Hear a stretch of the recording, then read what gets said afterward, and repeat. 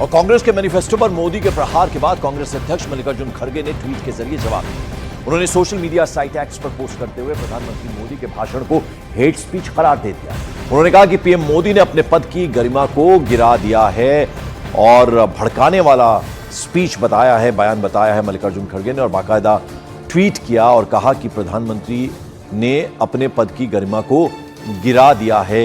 ये ट्वीट किया है मल्लिकार्जुन खड़गे ने।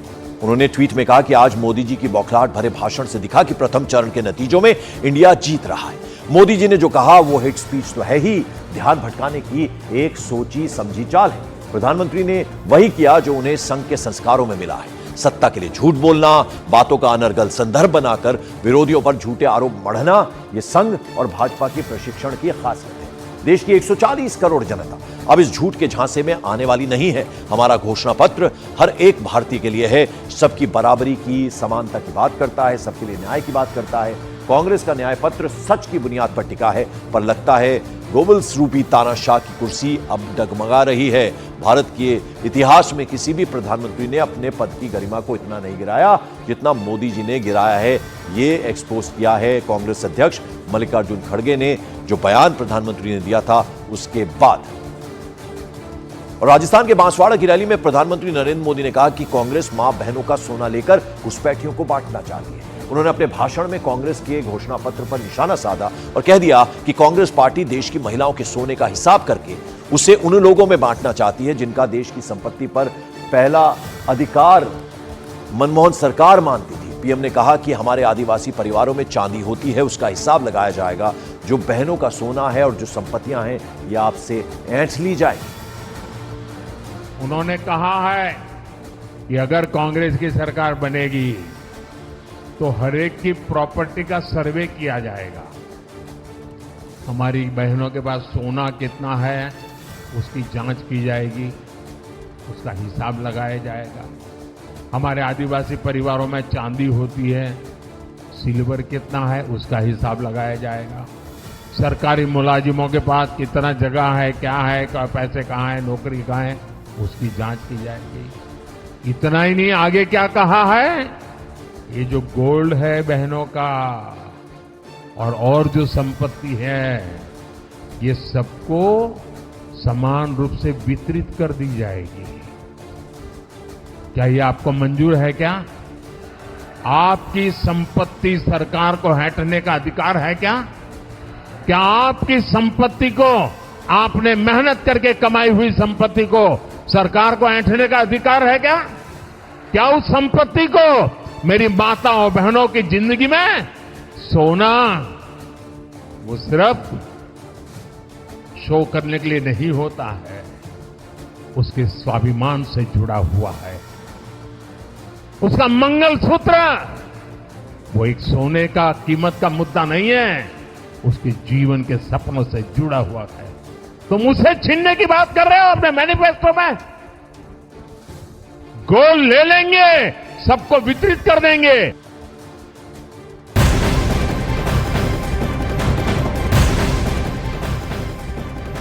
मॉर्निंग प्राइम में बड़ी खबर आपको बता दें, पीएम का ये जो बयान था उस पर राहुल गांधी ने भी ट्वीट करके उन पर हमला बोला और आरोप लगा दिया कि मोदी जनता को असल मुद्दों से भटकाने की कोशिश कर रहे हैं, जनता को असल मुद्दों से भटका रहे हैं प्रधानमंत्री नरेंद्र मोदी।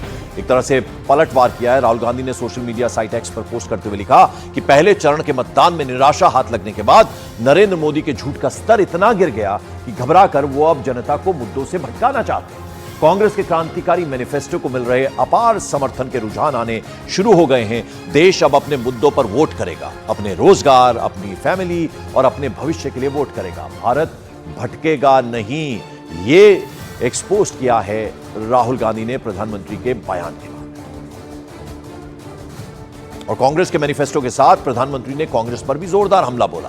प्रधानमंत्री ने कहा कि अब ये पहले वाली कांग्रेस नहीं रह गई है। उन्होंने कहा कि कांग्रेस अब अर्बन नक्सल के चंगुल में फंस गई है, कांग्रेस अब वामपंथियों के चंगुल में फंस गई है। प्रधानमंत्री ने कहा कि माओवाद की सोच को कांग्रेस धरती पर उतारने की कोशिश कर रही है।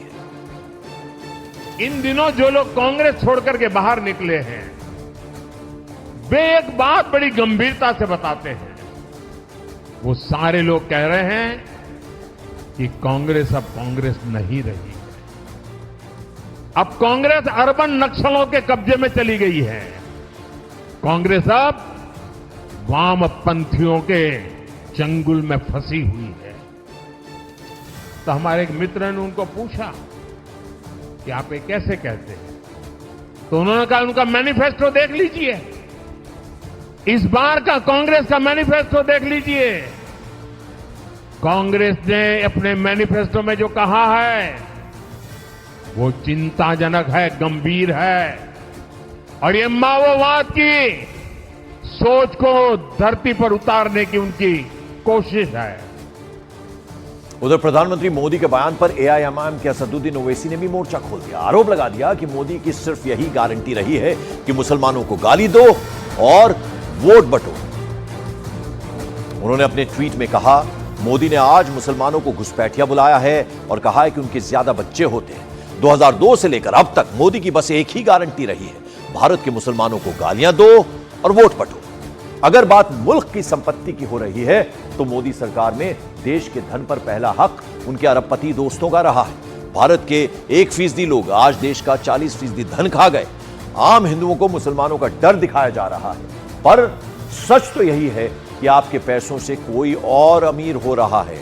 यह पलटवार एक तरह से किया गया है असदुद्दीन ओवैसी की तरफ से एक्सपोज के जरिए। और कांग्रेस के घोषणा पत्र पर प्रधानमंत्री मोदी ने तल्ख बयान दिया तो वहीं कांग्रेस पार्टी भड़क उठी और उन्हें पद की गर्मा गिराने से लेकर लोगों को गुमराह करने तक का आरोप कांग्रेस की तरफ से अब लगाया जा रहा है।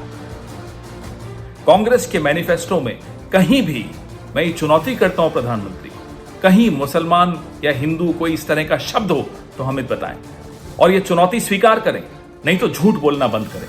कांग्रेस के मैनिफेस्टो में न्याय की बात की है, न्याय नौजवानों के साथ, न्याय महिलाओं के साथ, न्याय आदिवासियों के साथ, न्याय श्रमिकों के साथ। उसमें प्रधानमंत्री को आपत्ति है। प्रधानमंत्री कांग्रेस के मैनिफेस्टो का इंटरप्रिटेशन तरह तरह से कर रहे हैं। लोगों की जायदाद छीन के मुसलमानों में बांट दी जाएगी, महिलाओं के जेवरात बांट दिए जाएंगे। बड़े अदब से प्रधानमंत्री जी कहूँगा, अगर ये काम कांग्रेस को करना होता तो 50 साल सरकार में रही, फिर तो कोई प्रॉपर्टी किसी के पास होती ही नहीं, सारी प्रॉपर्टी बांट के मुसलमानों के अंदर बांट गई होती। आप इस तरीके की बातें करेंगे, देश के लोगों को गुमराह मत कीजिए। आप देश के प्रधानमंत्री हैं, आप हिंदुओं के भी प्रधानमंत्री हैं और मुसलमानों के भी प्रधानमंत्री हैं। आपके इन बयानात पे कोई यकीन नहीं करेगा।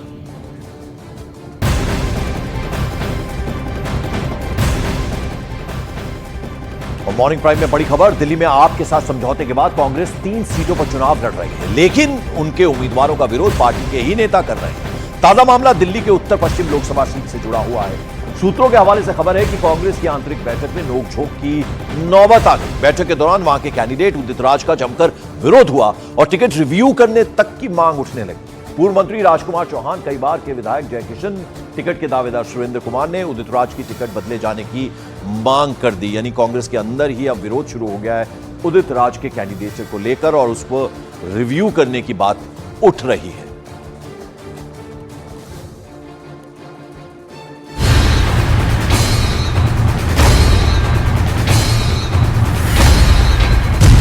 दिल्ली कांग्रेस में खींचतान,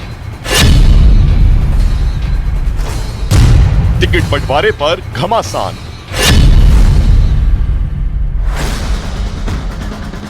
लोकसभा चुनावों में पहले चरण को लेकर वोट डाले जा चुके हैं। 26 तारीख को दूसरे चरण की वोटिंग होनी है, लेकिन सूत्र बता रहे हैं कि इन दोनों तारीखों के बीच दिल्ली कांग्रेस में सियासी खींचतान मचना शुरू हो गई है और इस राजनीतिक घमासान का केंद्र बने हैं उदित राज और कन्हैया कुमार। सबसे पहले समझते हैं कि आखिर नॉर्थ ईस्ट सीट से उम्मीदवार कन्हैया कुमार की कहानी पर क्यों रार छिड़ी है। बीते शुक्रवार की बात है, उत्तर पूर्वी दिल्ली के नेताओं और कार्यकर्ताओं के साथ कन्हैया कुमार की परिचय बैठक बुलाई गई थी। ये बैठक दिल्ली कांग्रेस दफ्तर में बुलाई गई थी, जहां कांग्रेस के वरिष्ठ नेता संदीप दीक्षित भी कुछ देर बाद बैठक में हिस्सा लेने पहुंचे और पीछे की सीट पर जाकर बैठ गए। खबर है कि अरविंदर सिंह लवली ने जब उन्हें आगे आने के लिए कहा तो संदीप दीक्षित ने इनकार कर दिया। काफी मनाने के बाद संदीप दीक्षित मंच पर बैठने को तैयार हो गए। इसी बीच कन्हैया कुमार ने संदीप दीक्षित को खड़े होकर अपनी कुर्सी ऑफर की, लेकिन संदीप दीक्षित भड़क गए और दोनों के बीच बहस शुरू हो गई।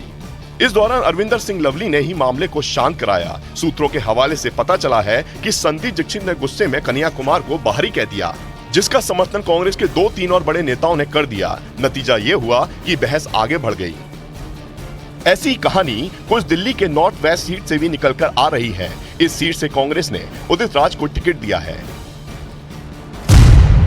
लेकिन सूत्रों के हवाले से खबर है कि उदित राज का भी जमकर विरोध हो रहा है। दावा किया जा रहा है कि रविवार को हुई बैठक में उदित राज की उम्मीदवारी का विरोध किया गया। जानकारी के मुताबिक पूर्व मंत्री राजकुमार चौहान, कई बार के विधायक जय किशन और टिकट के दावेदार सुरेंद्र कुमार ने उदित राज का टिकट बदले जाने की मांग की है।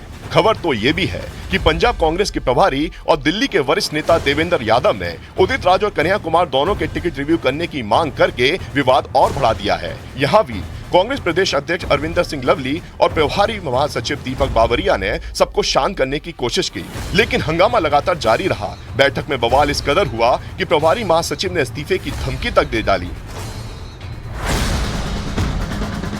आम आदमी पार्टी से हुए समझौते के बाद कांग्रेस दिल्ली की 7 लोकसभा सीटों में से 3 पर चुनाव लड़ रही है। 25 मई को दिल्ली में वोट डाले जाने हैं। ऐसे में सवाल उठता है कि क्या कांग्रेस इस बचे हुए समय में विरोध की चिंगारी को ठंडा कर पाएगी।